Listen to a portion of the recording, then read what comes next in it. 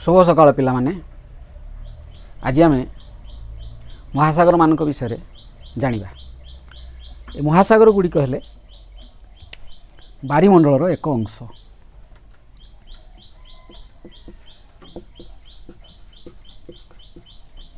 बारिमंडल अंश हेले महासागर। महासागर गुड़िक चारोटी भागरे विभक्त कराई एवं सेगुड़िकर सबू प्रत्येकर नाम दि जाइए। सेगुड़िक हेले प्रशांत महासागर, आटलांटिक महासागर, उत्तर महासागर, भारत महासागर। एमान मध्यरु प्रशांत महासागर है सबुठारु बड़ महासागर। यह आम समुदाय भूपृष्ठर 1/3 स्थान अधिकार करछि।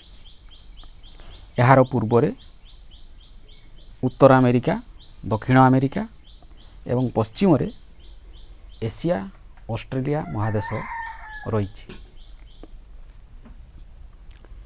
तापरे आम जानिबा आटलांटिक महासागर विषय। आटलांटिक महासागर आकार इंग्राजी अक्षर एस परी। इंग्राजी एस अक्षर परी यार आकार होता है।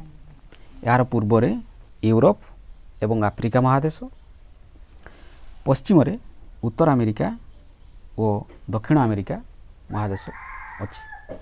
आटलांटिक महासागर को मध्य व्यस्त महासागर कहा जाए, अर्थात पृथ्वीर अन्यान्य महासागर मध्य दे जेते जहाज जीवा आसिबा करे आटलांटिक महासागर रे ताठारु बेसी जहाज जीवा आसिबा करे। यार कारण है पूर्वरे यूरोप एवं पश्चिम रे उत्तर अमेरिका महादेश द्वय रही। ए दुईटी महादेश शिल्प समृद्ध एवं वाणिज्य व्यवसाय रे अग्रणी महादेश अटे। से भली पूर्वरे आफ्रिका एवं पश्चिम रे दक्षिण अमेरिका महादेश रही। ए दुईटी महादेश मानकरू प्रचुर कंचामाल शिल्पपाई मिली थाए। तेणु आटलांटिक महासागर को व्यस्त महासागर बोली कहा जाए। यार अन्य एक कारण है आटलांटिक महासागर यूरोप पटरे उभय पश्चिम रे एवं पूर्व रे आटलांटिक महासागर रे उपकूल दंतुरित अटे। एथिपाई प्राकृतिक पताश्रय मान गढ़ी उठी। तेणु यार उपकूल रे शिल्प सहर मान गढ़ी उठी।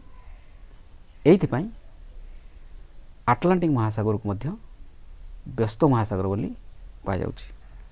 या परे हम जानिबा उत्तर महासागर विषय। उत्तर महासागर यार उत्तर महासागर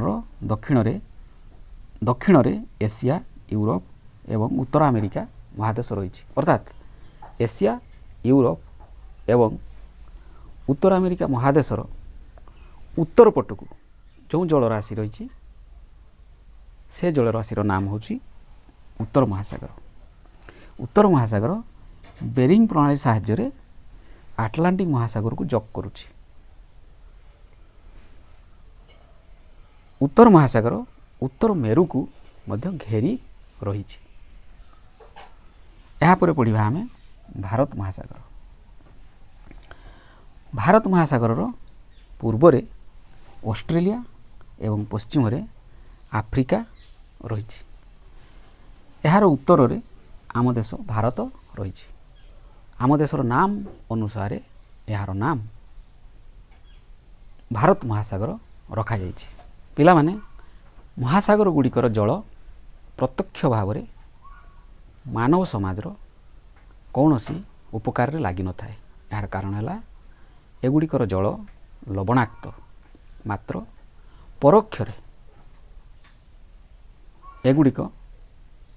परोक्षरे ମହାସାଗର ଜଳ ମାନବ ସମାଜ ପାଇଁ ବହୁ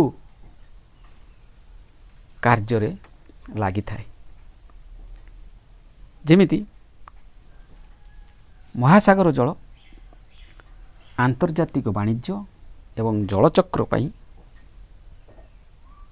ଅଧିକ ଗୁରୁତ୍ୱପୂର୍ଣ୍ଣ କାର୍ଯ୍ୟ କରିଥାଏ। ଆଉ ଗୋଟେ କଥା ଜାଣିବା, ମହାସାଗର ଗୁଡ଼ିକ ପରସ୍ପର ଠାରୁ ବିଚ୍ଛିନ୍ନ ନୁହନ୍ତି, ଏଗୁଡ଼ିକ ପରସ୍ପର ସହିତ ସଂଯୁକ୍ତ। ଏଗୁଡ଼ିକର ଜଳ ମଧ୍ୟ ଚଳନଶୀଳ, ଏଗୁଡ଼ିକର ଜଳ ସ୍ଥିର ନୁହେଁ। ଅର୍ଥାତ୍ ଆମେ ପୋଖରୀ ଦେଖିଛେ, କୂଅ ଦେଖିଛେ, ପୋଖରୀ ଏବଂ କୂଅର ଜଳ ସ୍ଥିର ଅଟେ, ମାତ୍ର ମହାସାଗର ଜଳ ସ୍ଥିର ନୁହେଁ, ଏହା ସର୍ବଦା ଗତିଶୀଳ। ମହାସାଗର ଜଳ ତିନି ପ୍ରକାର ଭାବରେ ଗତି କରେ, ସେଗୁଡ଼ିକ ହେଲା ଢେଉ, ଜୁଆର ଏବଂ ସାମୁଦ୍ରିକ ସ୍ରୋତ। ସେଗୁଡ଼ିକ ହେଲା ଢେଉ, ଜୁଆର ଓ ସାମୁଦ୍ରିକ ସ୍ରୋତ। ତେବେ ଆଜି ପାଇଁ ଆମେ ଏତିକି କଥା ଜାଣିବା। ଯେଉଁ ପ୍ରଶ୍ନ ଗୁଡ଼ିକ ଦିଆଯାଇଛି ସେଗୁଡ଼ିକର ଉତ୍ତର କରିକି ସେଟାକୁ ଜଣାଇବ। ଆଜି ପାଇଁ ଏତିକି ରହିଲା।